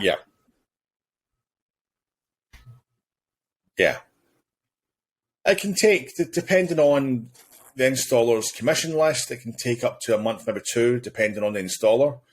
Or you just end up going to Ryan's house and being like, hey, by the way, Ryan personally, and most of that. Which, by the way, I've done twice. Yeah. The first one, the first time I went to Ryan's was I had an idea for a video of how to install a saber, how to build a saber, and we done the Star Killer, that one, from the Force Unleashed 2. And he actually taught me how to install, and it's crazy. And his collection, oh my god! Even from the bad ones. Every company under the sun, he's got a saber from it. You know. Okay, the good ones. We still need to get to the. We still need to finish the list. The good of ones. The good ones. The good ones, yeah. So. You said KR Sabers also. The good ones, I know, right? So Corbanth, right? Corbanth, definitely Corbanth. KR Sabers, the Saber Armory. That's KR Sabers, right? They do some of the most top tier stuff. The Thrawn Hunters that you see behind me, they are from KR Sabers. Let me grab them. The second I hear the name Thrawn, I get really excited just because I. Oh, are you serious? You're making. I haven't shown these on the channel yet. So this is honored. Oh my god. I'm serious. Yeah. People have seen them on Instagram, but they haven't seen them on the channel yet. So these are KR Sabers. These are empty. Really? Right? These were actually a father's and anniversary gift from Louise, believe it or not. Yeah. Because I missed the initial run, and she knew how upset I was because I love Ahsoka. So one of my favourite characters, and I love these sabers. Her sound font that Jessie does at Kyberphonic, my favourite sound font. And yeah, she picked these up for me. But these are empty. These are from KR Sabers, right? So they do a lot of their own stuff. They do, again, stock 8-9 Saber stuff that I spoke about earlier on. They do stock some of that stuff too, but they predominantly do a lot of their own stuff. Ahsoka. Like, and that's just an example of if no one understands quality on this channel by now, I'm a very, very big Ahsoka fan. And actually, after August 12th, or no, 13th, I will have my first Ahsoka tattoo. I will literally be getting my first Ahsoka tattoo here. I'm nervous. I'm excited. Forward to see it mainly done. Nervous because I kind of gave a promise to my mom I wasn't going to do a tattoo like visibly on my arms, and I said, no, that's going to change. You need to set up a little tripod I don't know. I don't know if I'll do that. I think what I need to do is, because it'll be my first tattoo on my arm. For pain purposes, I probably won't, because I know they'll numb my arm. I'll probably also come with my arm pre-numbed. Like I'll probably get the numbing cream and just wrap it. I'll be honest. That area isn't so bad, believe it or not. It's when they get further up towards the elbow, right here. Well, I forgot on the tendons that your fingers start moving like that. But like this was going to be my Star Wars arm, and then this was going to be my anime arm, but then this is going to be my Star Wars arm. So I can, if anyone knows, I'm also a very big Attack on Titan fan. So this is going to be my anime arm for that reason. But yeah. Which basically is what tattoos are. You're gonna be a walking storyboard. They're just stories, and I still have to get my movie tattoos. I was telling this to my boss that I was gonna get a tattoo for every movie that I worked on. So technically that's now 2. So I need to get a Strays tattoo and a color purple tattoo. You need to do it. You need to do it. Well, here's my story from tattoos. Drunk in Spain, drunk in Thailand, drunk in my best friend's shed. Side note, ladies and gents and everybody else out there, Sam's a lightweight, and he's Scottish. If I didn't say this earlier, which I did, he's Scottish and is a lightweight.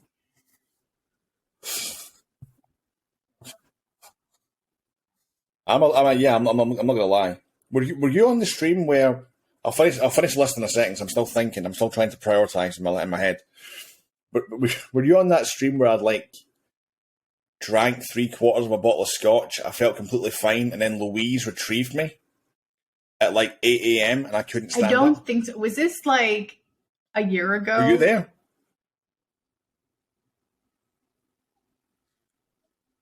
No, this was like 8 months ago. No, I don't think so. No, because like I remember the Just one before time Christmas. that No. we were on what's his face's stream, and we would talk about the Space Wizard juice. And I remember they had mentioned you had gotten a little bit. Yeah, you had that. But nothing. I feel like nothing can get over.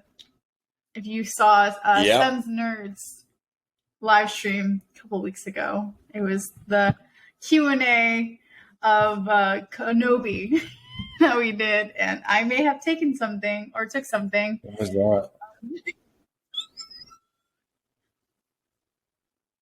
Oh yeah, I forgot about that. And you saw me go from 0 to 100. Oh yeah, that's right. Yeah. Yeah. I was literally Yeah, because I was like, Nat, you okay? And you were like, well. But so Corbanth, KR Sabers.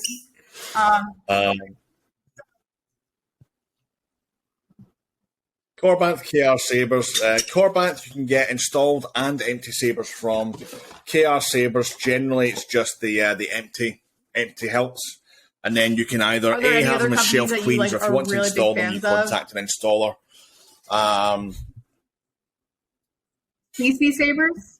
I really like a lot of the stuff that CC Sabers does. They do a lot of good stuff. CC Sabers, yeah, they do a lot of good stuff on there. Saber Trio is like one of my dream sabers. Saber Trio, I love Saber Trio.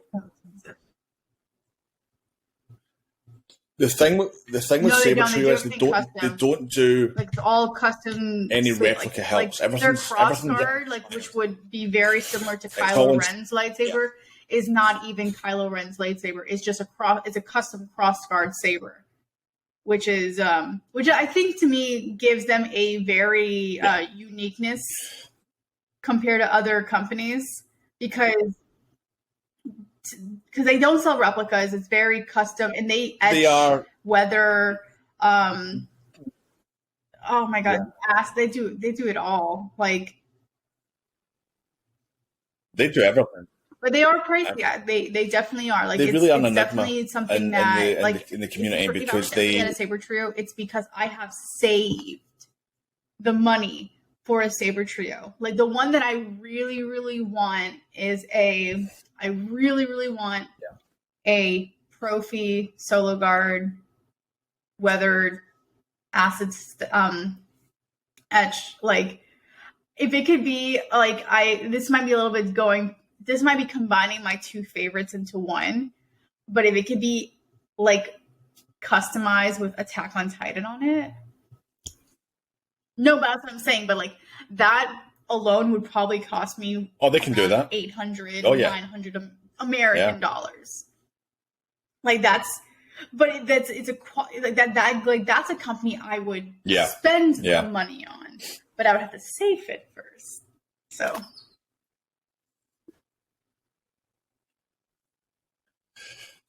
Their Saber Trio are a bit of an enigma, really, to be honest. They kind of came out of nowhere. They got a really good reputation, mainly for their customer service. Their customer service is next to none. And I mean next to none. When was it? Yeah. Was it March? Yeah, March of last year they had to reopen it. Yeah, it's literally they only open so many times a year because their stuff is so much demand. And it's usually they're always kind of like back ordered from their last drop. Yeah. Like I remember it was March when they opened their shop again, and they had finally were just sending out the sabers that they had for Black Friday the year prior.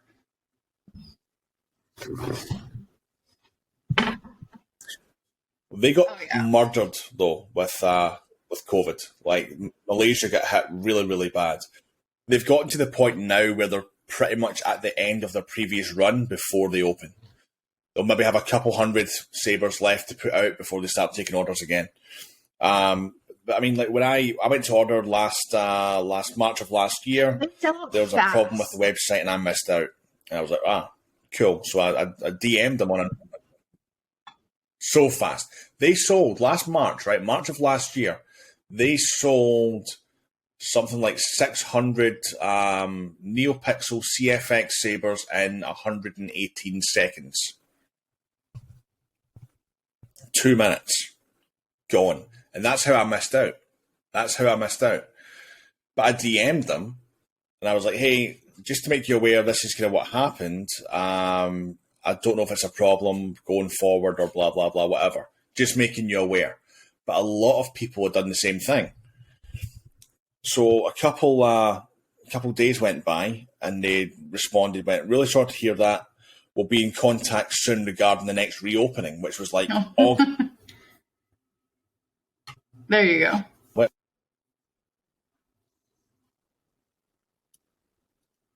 There we go. For some reason, my mic just muted. So I think it was August that they were reopening, and then like a week before they reopened, they emailed me. They're like, hey, really sorry about your previous experience with us.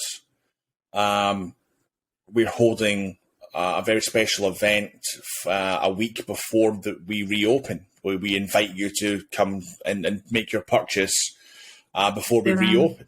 And they didn't have to do that. They know they're going to sell the sabers. You know, they know they're going to sell the sabers. They didn't have to do that. And I'm like, that's a great touch. Wow. You know? And if it wasn't for Jesse, I wouldn't have got the Vectra because I was totally blindsided. I was not prepared for it at all. So Jesse actually lent me the money for a couple months to get it. And again, like I said earlier on, I have met the best people, the most loveliest, generous, kind-hearted people.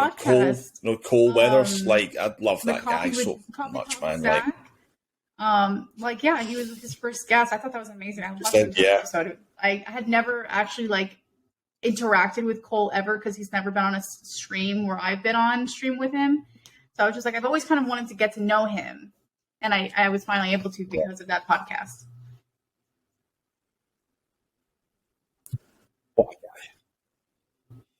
What a guy! Honestly, he sent me a very generous gift when I got the job that I currently have. This time last year, actually. Oh, that was nice. Which was the Skinny Flex, the Anakin, which is here. And that was just a congratulations on the new job. You know,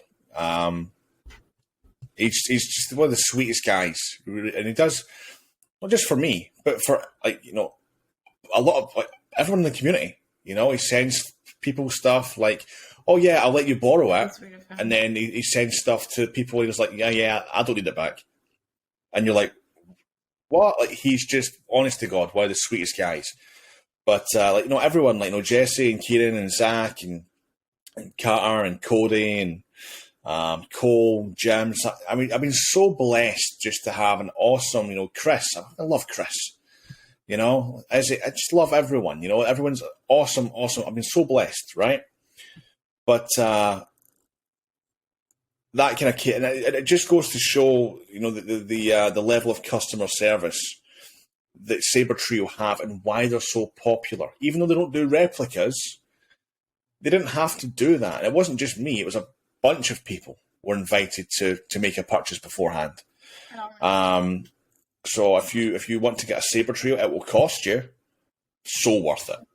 So it will literally cost you your firstborn, but honestly, so worth it.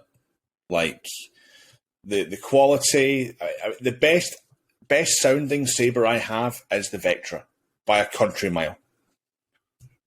Best sounding saber I have, and I will never have one that sounds anywhere near as good. You know, they're engineered to perfection. Their customer service is great. Even when they're good. And that's in process of making your saber, they send you especially updates. If you're spending your money on a custom saber, which of course with Saber Trio, like we mentioned before, you're spending a lot of money on a custom saber. Getting updates on what's happening to it is probably the most important thing, because even if you're let's just talk, let's pause and not talk about sabers. Absolutely. Can you spend anything anything that's custom. Imagine if you're buying a custom car. Like you're buying a car, you're getting it custom, or at least you're sending your car to get in detailed. And you're getting in customized, and they don't send you updates. I would be nervous. I would be probably wrecked because I would just like, I'm spending all this money. I'm not even getting an update on anything. I'm not getting notification on how far it's been completed, what has been done to it. Is it going to be functioning? Like that's very important. So in what Sabertrue did that's very important. And then we have one more best lightsaber company. What would you say it is?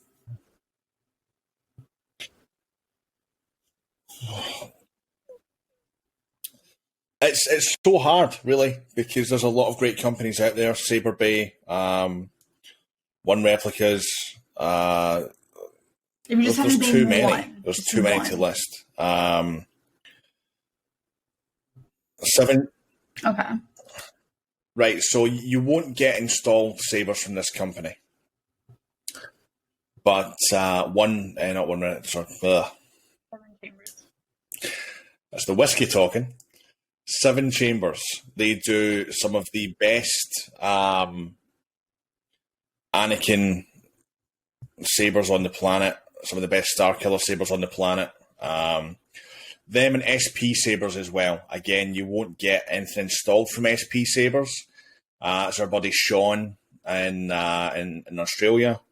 I've actually got a couple things coming from him. I've got the Obi-Wan Kenobi High Ground here from him, which is like the most screen accurate version of a Kenobi hilt from Episode 3 that you'll ever get. Because he is completely anal about the little details, like, oh, it's a millimeter off here, can't do that. Back to the drawing board, like he is. I'll go with SP Sabers. 10. Within the past, I would say 30-ish minutes. You won't get anything installed. 10 you won't get anything lightsaber installed. Companies you can go literally from budget friendly to expensive. Now I know Sam's going to get excited for this part because now he can shit on the companies that he hates the most. I've heard some of these before, but of course, if you're new to my podcast, you've never heard these companies before. Definitely, these are the companies to stay away from in the lightsaber community. Sam, 10 worst companies, at least that you've personally experienced. I think take this more as like you've personally have experience with this bad with this company, or this company has done something wrong to your other friends.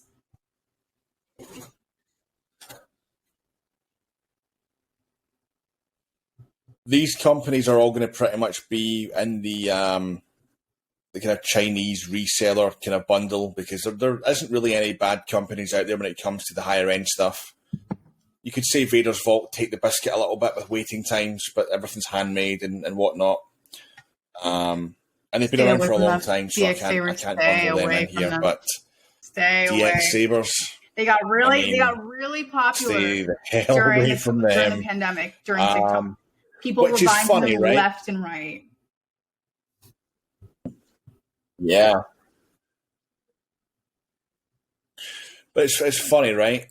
People buying from them left and right included me. And you know what? I actually had a pretty good experience with them. Honestly, I did. What made my mind up for me was the amount of evidence and screenshots and stuff that I had sent to me of just complete BS, nonsense, lies.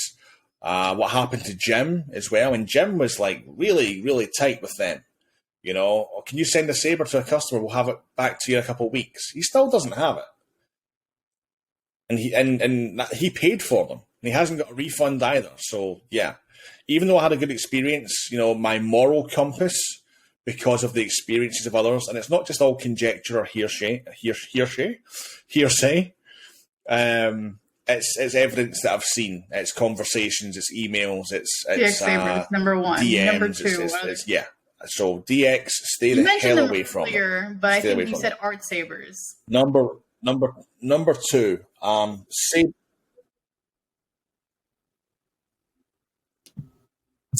Yeah, Art Sabers are another one who resell LGT products.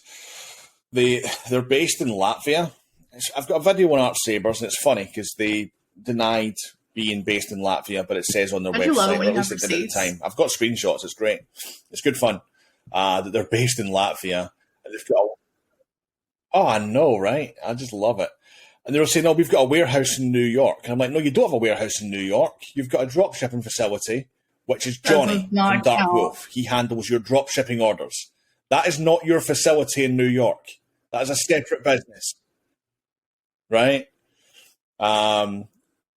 So they just inflate all their prices. The Grand Inquisitor one, like I checked it, I took a screenshot, I done a story on it about 3 weeks ago. $1,000 for a Profi Grand Inquisitor. $1,000 like that. And I even actually, I'm good friends with Johnny Collado from Dark Wolf. He's a great guy. I sent him the screenshot, and even he was like, "Yo, he's making like $600 on one unit there. He's making I just went to 200%, his website. 200% at those prices." So, oh yeah. Now you go to Padawan Outpost, right?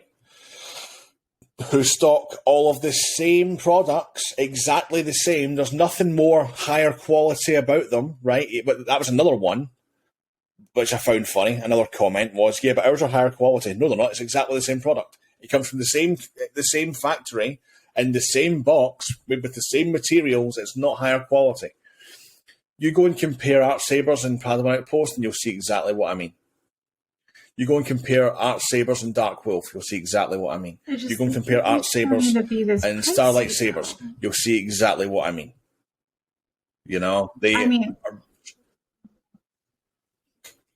people still buy from them, but people buy from them and they see my video and they go, "Oh, I didn't realize I could have saved $300 if I went to Padawan Outpost," or "I didn't realize I could have saved $300 if I went." I'm like, "Yeah, do your research." So Art Sabers, stay the hell away. Stay the hell away. They tried to charge a 15-year-old kid to return a faulty saber. And here's the thing, right? Here's a great one. Do you want to know how else I know that they're full of total crap? This time last year, May of last year, I knew. I've got nothing to do with LGT. I've just made really good friends with people, right? I knew that LGT were stopping Profi because of the material shortage, right? And they were bringing in Golden Harvest V3 from Sabertech in Germany. Now, the Xenopixel V2 launched in September, and a lot of people ordered Profi sabers from Art Sabers in September. At the same time, LGT in the August, a month beforehand, cut Profi off. There was no more Profi. That was it. It was done. So everyone who bought a Profi NeoPixel saber from Art Sabers got a Xenopixel V2. I have got at least 60 people who contacted me with photographic evidence of orders and what they received, right? If they were a partner of LGT, they would have known that Profi was stopping. So what happened was they went to place orders for drop shipping for Profi, got told there's no more Profi, and just went, "Oh, well then, just send them Xenopixel." That's what happened. That is what happened. That is what happened. Dude. It doesn't take a rocket scientist to figure out that that's what happened. So that's why Art Sabers, stay away from them. Stay away from. Full of BS. Young Padawan, okay. Young Padawans. They're based in the UK. Basically, Art Sabers 2.0. You know what's crazy? I've been seeing so much about Tatooine sabers, lightsabers Galactic recently. sabers. Maybe, I do follow them, but it's because of one of the girls that I follow, Melina Bianca Skywalker is her name. Such a sweetheart. But it's promotes their sabers almost every single day. Yeah. So you got one from them. Inflated prices, majorly inflated prices. Now, these companies can choose to sort themselves out at any time. So what I'm saying just now is correct as of right now, but it might not be correct as of a month from now, 6 months from now, a year from now. They might go, right, okay, well, actually, you know what? We've been a little bit too greedy. But that's not how these types of people work. So, I mean, I could honestly, I could go on and on and on. You know, Tatooine lightsabers, galactic sabers, young Padawan, Saber Theory is another one. That's in a conversation with the guy from Saber Theory. They're based in the Netherlands. They're based in Holland. And he asked me about some bits and pieces, like, you know, what do you think of the website and whatnot? And I'm like, yeah, looks good. You know, what's your operation? Well, we're drop shipping. Cool. First red flag. Well, first potential red flag. So I was like, well, you know, if you do it right and you pay attention to your customers and you know what you're selling and the prices are correct, then good luck. You know, all the best. Their prices are fine. It's their service that sucks. It's on Reddit at the moment. I've seen so many people order from Saber Theory, no product, no refund, no response from customer service. So this is when I say it's difficult to find exactly what, you know, is wrong with a company. It's difficult because I'll be honest with you, at first glance, they look good. They look all right. Their prices are decent. They say all the right things. But a lot of people, from what I've seen on these forums, have not received orders. They've received faulty orders. They're not getting replies from customer service.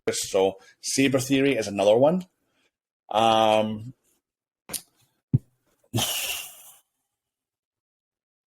give you like 6 there.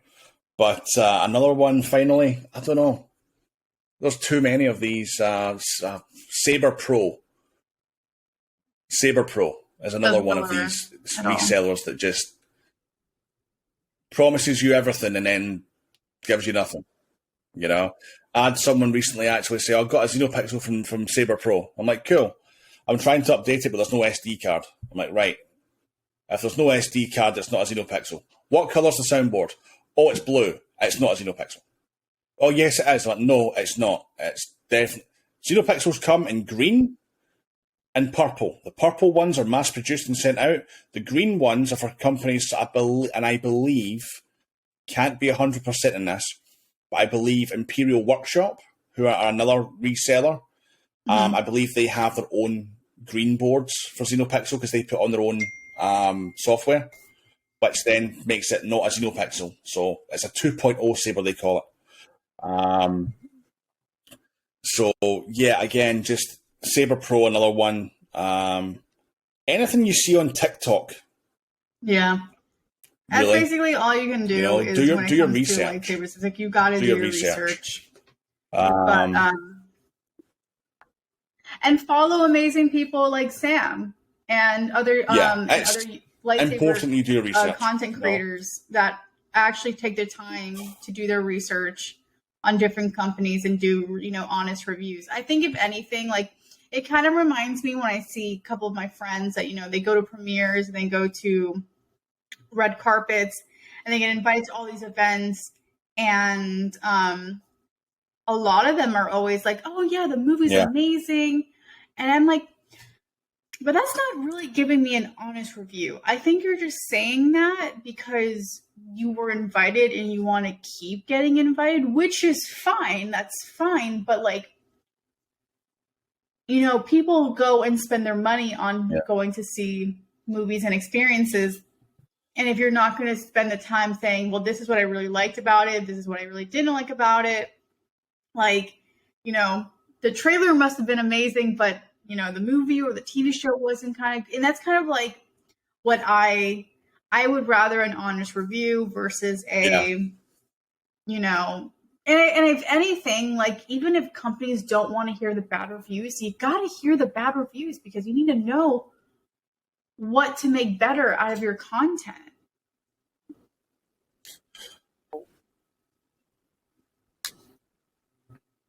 that's one of the things that I said to Dave at Paragon Outpost, you know, when he was kind of like, okay, we'll give you a code and whatnot and see how you do. And then they sent me some stuff, and I said, look, I'll review this, right? If there's something that I don't like about it, I'm going to say it. You know? If there's something that I don't like about the way the saber handles or sort of the details, or if there's something loose, like, I'm going to pick up on it, and I'm going to be honest. And he's like, dude, that's what we want. That is what we want. And I'm like, cool, that's fine. As long as, you know, because there's so many companies like, here, take this and just fairy it up, like, you know, what, make it sound amazing. That's what you are doing to the community. You are here giving I'll be reviews. You're here giving quality reviews too, because you're trying to make sure if you are the one spending the money, you're like, I can recommend other people to spend the money on this product as well. And that is like, you're putting yourself in other people's shoes, and that's what's important. Yeah. Like, one thing that I can pick up on already on this dark grey, and it's probably the only thing, is I wish this hinge was just had a little bit less play in it when it was latched. There's a little bit of wiggle. Not a lot. There's a bit of wiggle there. I'm like, oh, it could be a little bit tighter. I will mention that in the review. Yeah. Because it is a review. It's not a case of, this is amazing, go and buy this, goodbye. It is, this is the product. These are my opinions, you know. And if I say, if you're looking for something like this, then this is for you. If you're looking for something like this ain't it, because of X, Y, and Z. You know, I'm not afraid to turn around and say what I actually think about a product. You know, and if a company's got a problem with that, I know that Simon had an issue with a company recently. What? And they completely ghosted him. They blocked him and stuff on it. It was hilarious. So, yeah.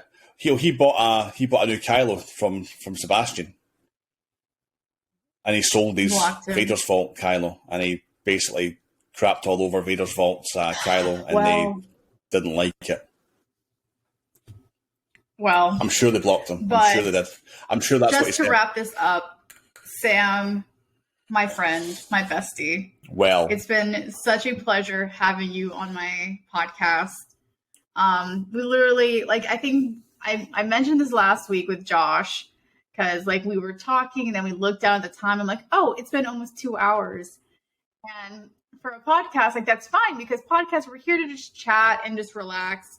But of course, like when you're having so much fun talking to somebody and connecting with somebody and just learning about things, it doesn't matter how long you talk for, because the content's going to be amazing.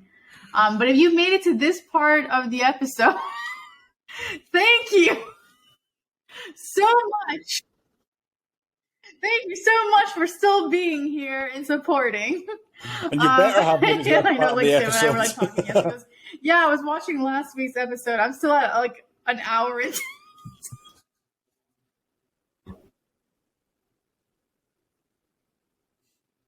It's fine. I mean, like, yeah, I'm like an hour and 10 in with episode 2, and that's what I'm trying to. That's what I want this podcast. I listen to it in the car. I put the phone into the car.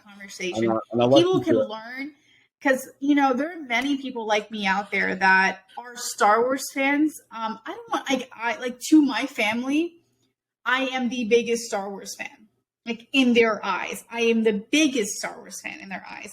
To my boss, to my coworkers, to literally everyone thinks I am the biggest Star Wars fan. And, you know, I like to say I am, but I am nowhere compared to people that really make this a part of their lives. Granted, Star Wars is a part of my daily life every single day, no matter what. Yeah.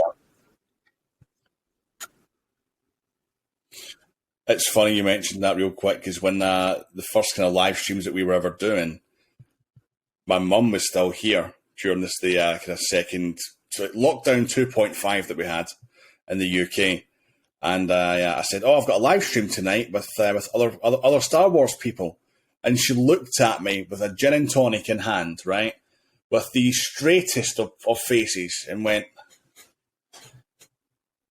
"There's more people like you?" She with my mom, and it's funny. Like I showed it to my boss when the live stream that I was on Simon's when I was pretty much high. I was on toasted, if you want to say, Inebriated, well toasted, and they keep saying like, "You're the only girl," toasted, and I'm well like, toasted. "Yeah, I don't mind Royal. chilling with the guys." Yeah. Well, I mean, as far as we're concerned, and this is maybe a very Scottish thing to say, but as far as you're just one of the boys, I feel like I can be more like a bro to other guys. So yeah, that's kind of how I feel more comfortable talking with you guys. But it's also because I also don't have any girlfriends around, so it's probably another reason. But to finally wrap this up, guys, if you made it to this part of the episode, you've pretty much learned a lot about lightsabers, going from types of lightsabers, companies, what to look for, the scams to avoid, companies that are reputable, companies that are not reputable. And I think what we can finally take away is if you're trying to get a lightsaber, do your research. Do your research.